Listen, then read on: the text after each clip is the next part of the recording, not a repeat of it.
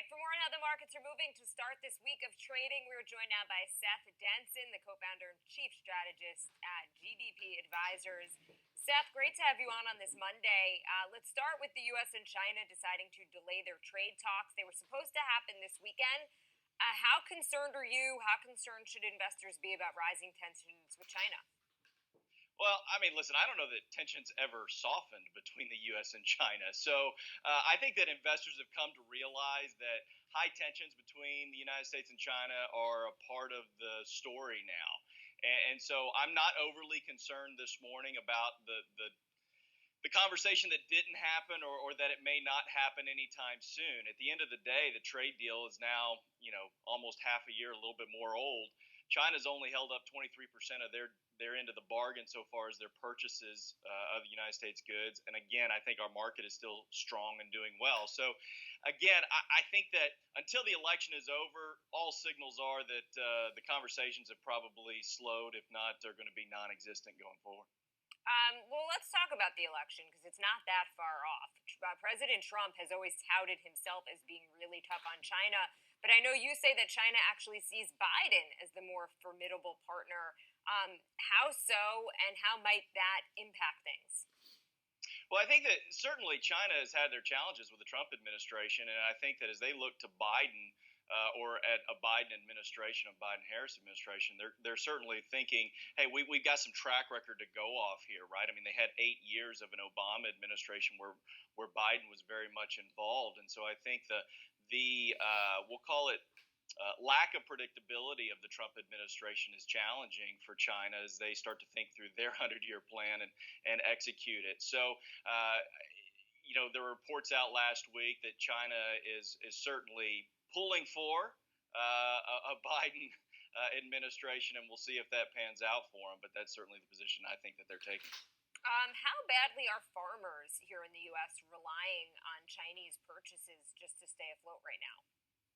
Well, you've got a double whammy, right, with the COVID crisis and the economic crisis where it is. You had a big whammy last week in the weather impact to Middle America and farmers, and so I think that China, being a huge purchaser of American goods, plays a big role here. And again, it was the anchor of that trade deal, or a big part of it that the Trump administration was pushing for, and so.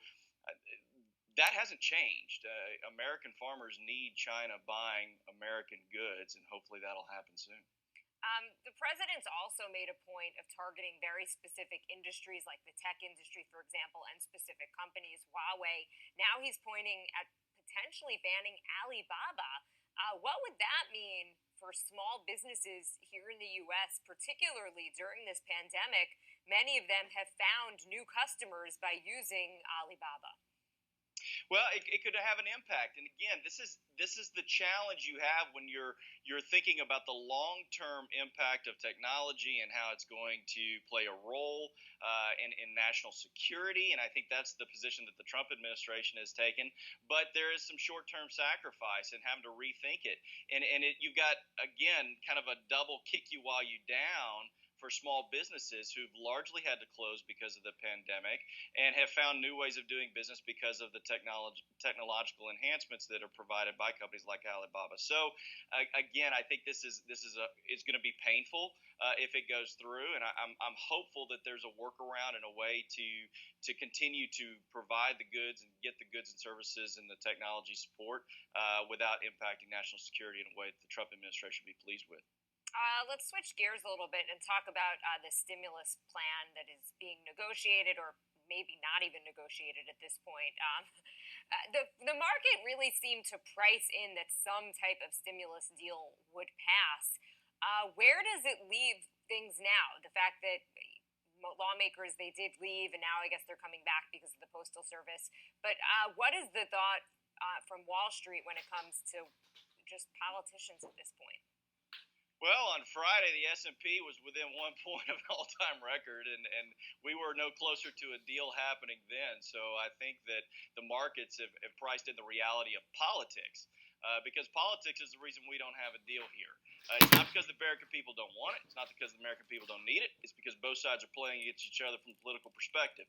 And it's interesting that the House of Representatives will come back to fight on the Postal Service, but they wouldn't come back in session to figure out a stimulus package for the American people who desperately needs it. So again, I think that the markets have realized that politics as are playing their usual role, and that the American people are largely going to have to fight through this thing in the hopes that something will come out of Washington.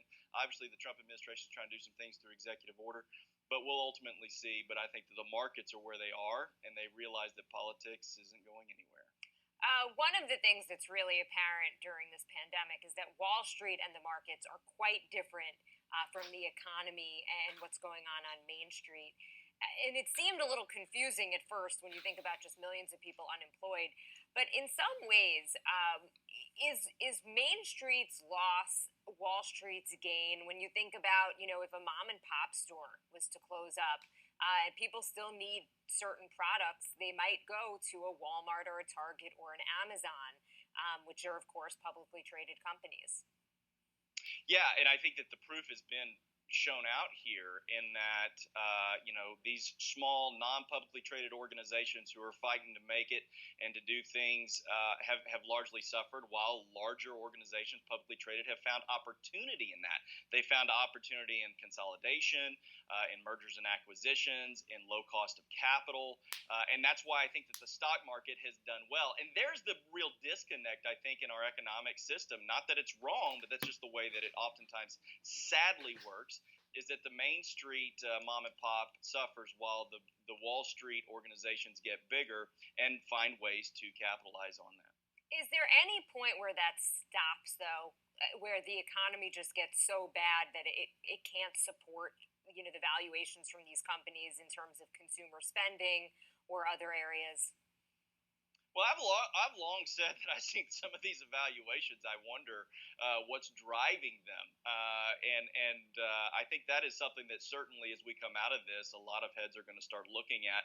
But sadly, I don't know that it changes. I think that this is the structure of the U.S. based economy, and sadly, the global economy. We continuously seen over the last number of decades consolidation, and as long as capital is inexpensive to get, and larger companies have the ability to consolidate and merge and buy up market share, we're going to continue to see that going forward. All right, Seth Denson, co founder and chief strategist at GDP Advisors. Great to get your insight this morning. Thank you.